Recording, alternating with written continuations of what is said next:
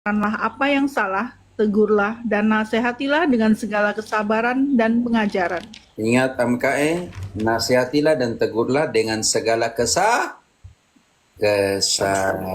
Kesabaran. Karena apa ayat 3 dan 4? Karena akan datang waktunya, orang tidak dapat lagi menerima ajaran sehat, Yulita, tetapi mereka akan aduh sinyal nih. Halo, halo? Halo, halo. Nggak kedengaran? Suara saya masih kedengaran? Halo? Dengar? Halo, saya punya sinyal atau? Jaringan Romo itu yang Mungkin Romo punya. Jelas suratnya Romo. Tapi Yulita omong. Ini sudah ngomong. di sini bagus itunya jaringannya Romo. Mungkin Romo yang jaringannya yang kurang. Coba kembali, baca kembali. Ayat 3 dan 4. Karena akan datang waktunya orang tidak dapat lagi menerima ajaran sehat, tetapi mereka akan mengumpulkan guru-guru menurut kehendaknya untuk memuaskan keinginan telinganya. Mereka akan memalingkan telinganya dari kebenaran dan membukanya bagi dongeng. Karena itu wartakanlah sabda, baik atau tidak pun baik waktunya. Ingat itu baik-baik. Yang kedua, apa kata Paulus tadi? Tegurlah dan nasihatilah mereka dengan penuh Kesabaran. Kesabaran. Engkau akan dimusuhi. Yesus sudah bilang. Tetapi jangan berhenti mengajari. Nanti Yesus sebelum dia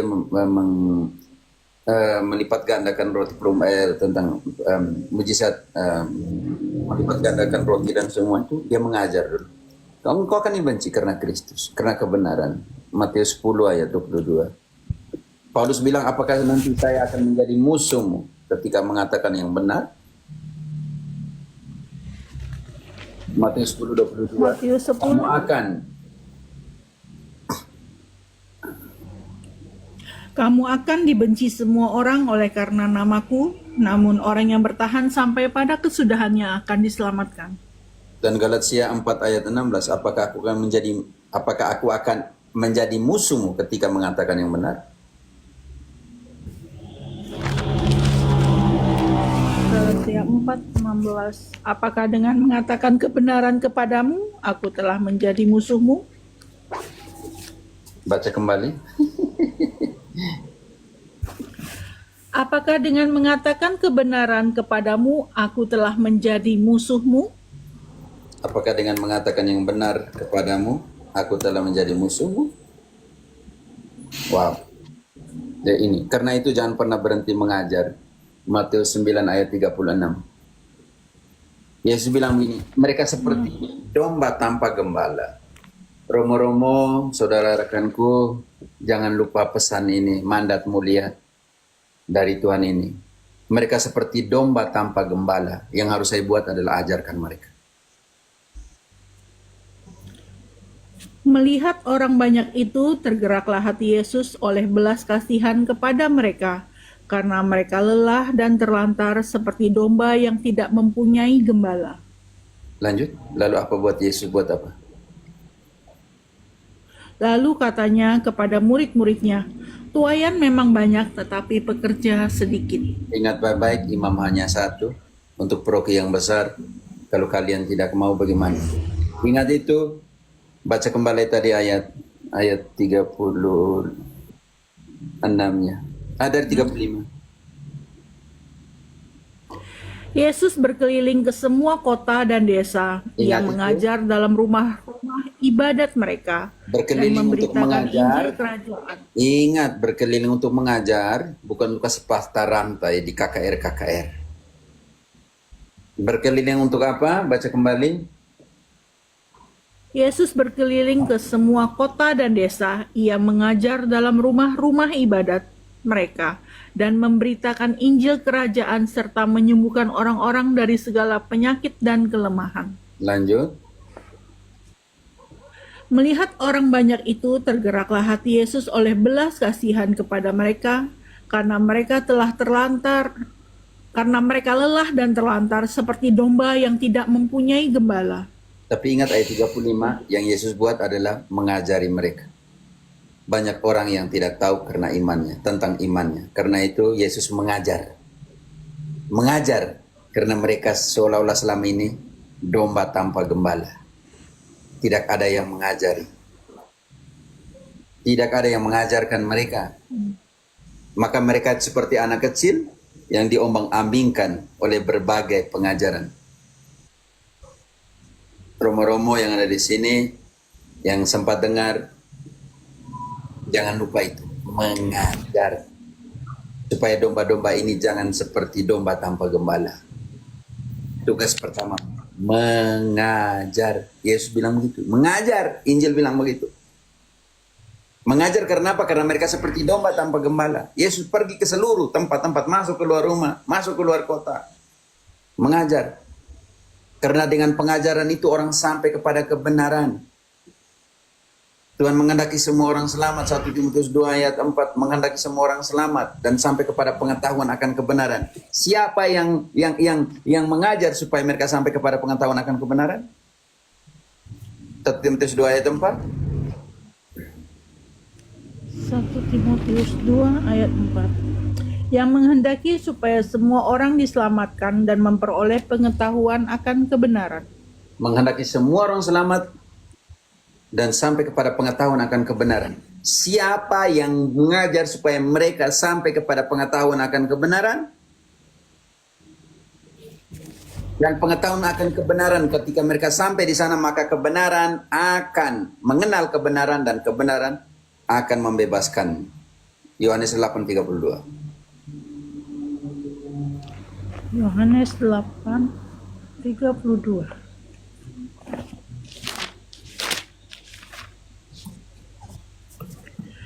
Dan kamu akan mengetahui kebenaran dan kebenaran itu akan memerdekakan kamu. Bagaimana orang tahu kebenaran ketika engkau tidak mau mengajarkan tentang kebenaran? Bagaimana mereka mengetahui tentang kebenaran kalau tidak ada orang yang mengajarkan kebenaran itu kepadamu? Dalam persoalan seperti sida-sida dari Ethiopia, bagaimana saya akan mengerti? Tidak ada orang yang menjelaskan itu kepadaku. Atau dalam 2 Timotius 3 ayat 14, ingatlah siapa yang mengajarkan kebenaran kepadamu. Siapa yang mengajarkan kebenaran itu?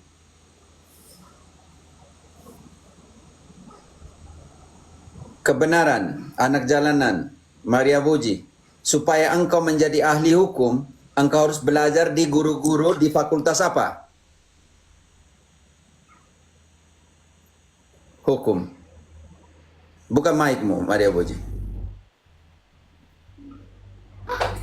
Kalau engkau mau jadi ahli hukum, engkau harus belajar di fakultas apa? Hukum. Dan yang mengajar di fakultas hukum itu, mereka adalah ahli hukum? Ya, ahli hukum. Oke. Kalau engkau mau jadi dokter, engkau harus pergi kemana? Kedokteran, ahli Dan kedokteran. guru-guru yang mengajar itu mengerti tentang ilmu kedokteran? Iya, mengerti. Oke. Harus. Engkau punya fakultas apa, Maria Puji dulu?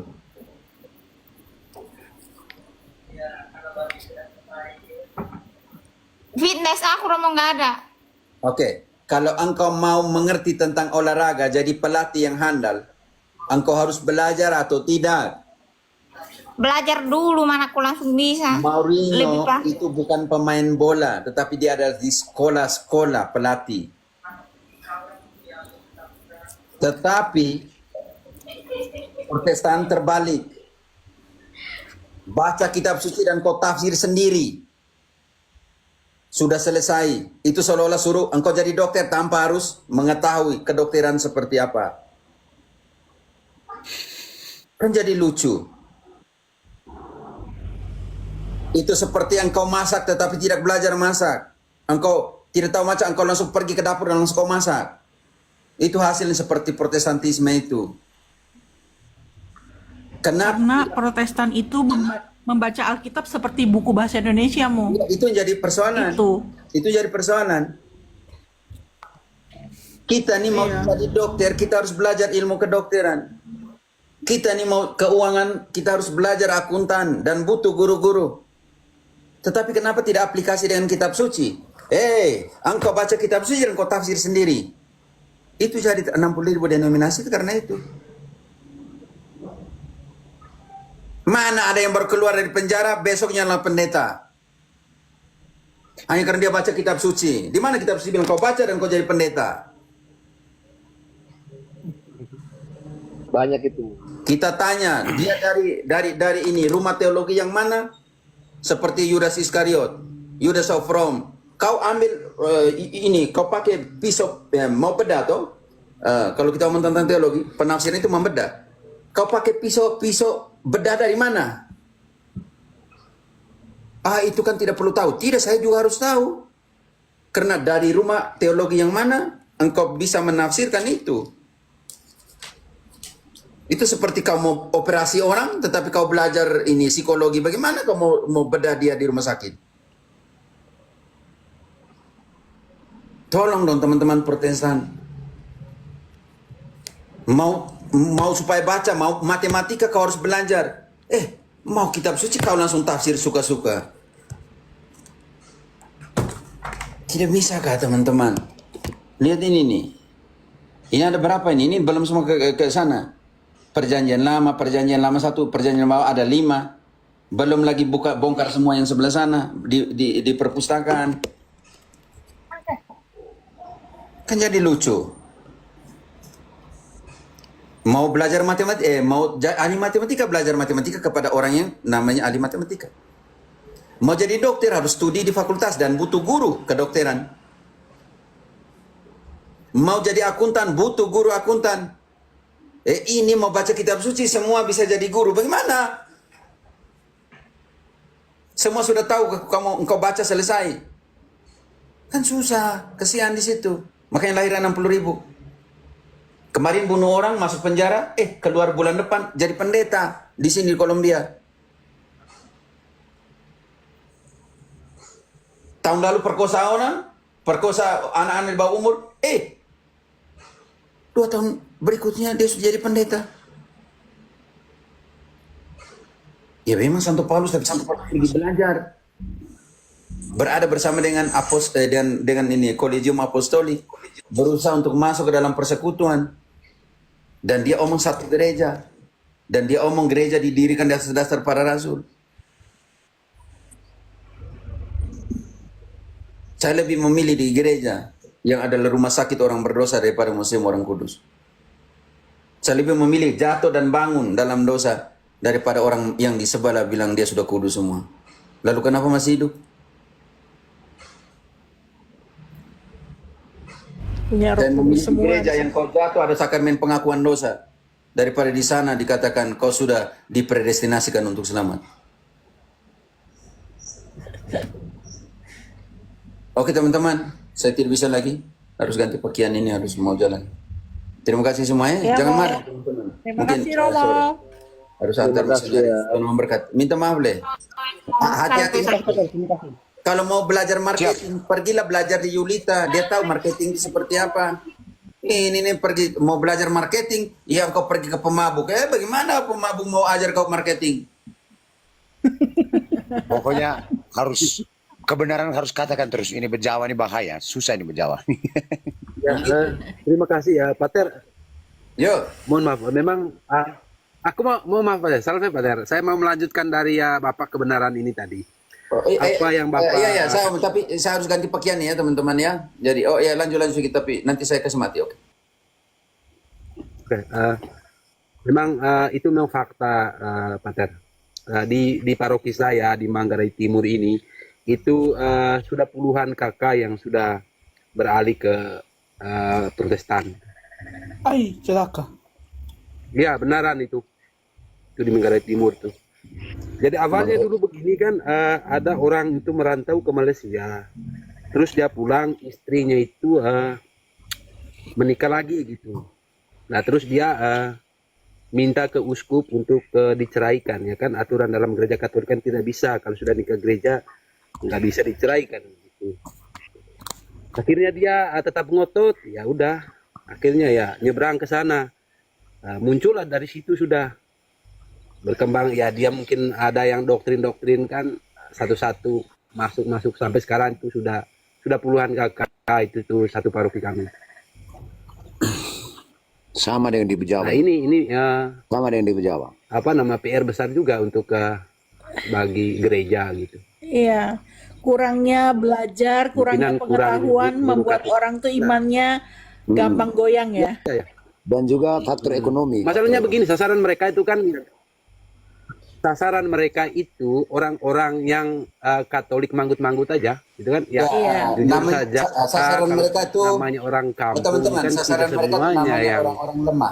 mengerti betul ajaran gereja Iya, iya. seperti itu. Sasaran mereka tuh orang-orang lemah. Jadi sekali betul. doktrin, udah Dapat Tumbang. Ya. Sasaran mereka tuh orang-orang Sangat lemah. memprihatinkan. 2 Timotius sudah mengatakan, 2 Timotius 3 ayat 6. Coba ayat 6.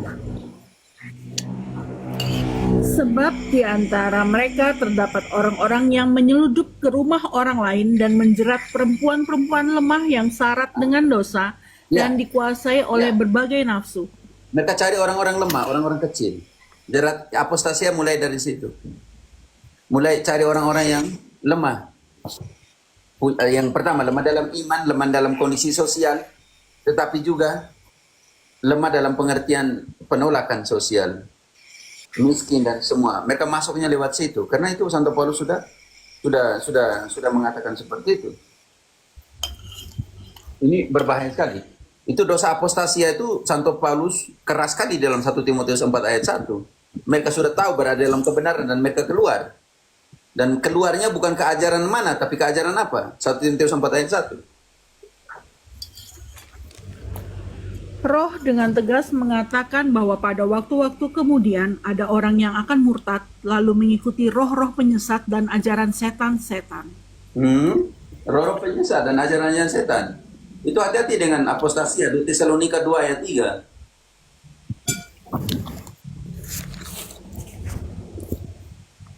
Tuh. makanya pendeta yang sering sembuh-sembuh orang sudah masuk ke kampus saya itu sekitar 4 bulan yang lalu itu. Kita baca dulu. 2 Timotius Sudah datang ke Tesalonika 2 ayat 3. 2 ayat 3. Janganlah kamu disesatkan orang dengan cara bagaimanapun juga, sebab sebelum hari itu haruslah datang dahulu murtad dan haruslah dinyatakan dahulu manusia durhaka, orang yang harus binasa. Dosa-dosa apostasia. Engkau sudah tahu ada di dalam kebenaran lalu.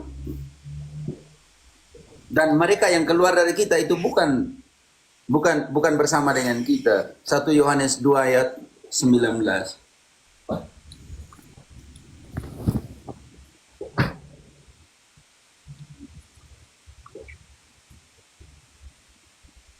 Yohanes 2 ayat 19. Memang mereka berasal dari antara kita, tetapi mereka bukan bagian dari kita. Sebab jika mereka bagian dari kita, tentu mereka tetap bersama kita. Tetapi hal itu terjadi supaya nyata bahwa mereka bukan bagian dari kita. Mereka bukan bagian dari kita. Dan kalau bukan bagian dari kita, ada persoalan nanti di keselamatan. Hati-hati teman-teman. Pater, aku begini Pater. Saya tidak bisa Dalam hatiku lanjut lagi. ini pemikiran teman-teman. saya. Maaf. Sementara, saya tidak bisa karena saya sudah Pak lewat. Dopan, Siap, Pater. Pater mau keluar. Saya sudah tadi Pater mau keluar, pamit dari tadi. Oke.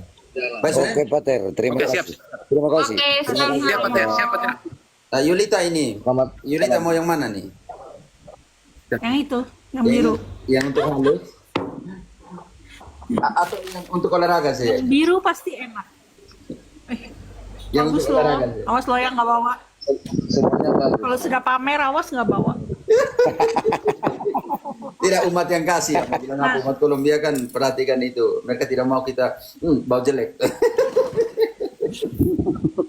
Nanti tandingin dengan punya saya ya. Saya bawa juga. Tidak umat-umat. Bolo, Ame. Umat. Ame, terima kasih banyak. Ya. Ame Romo, terima kasih banyak. Halo, saya tetap. Saya akan Terima kasih. Mbak Yulita, Saya terima akan kasih tetap pada semuanya. jalan kebenaran. Oke. Terima kasih. Ya Romo, hati-hati Mantap. di jalan. God bless you. Hati-hati. Saya bilang Terima kasih, terima kasih. U20-nya Kolombia itu yang juara 3 Piala Dunia 23 U23 nya. Kalau lawan pemain inti Indonesia belum tentu pemain inti Indonesia menang ya. Betul.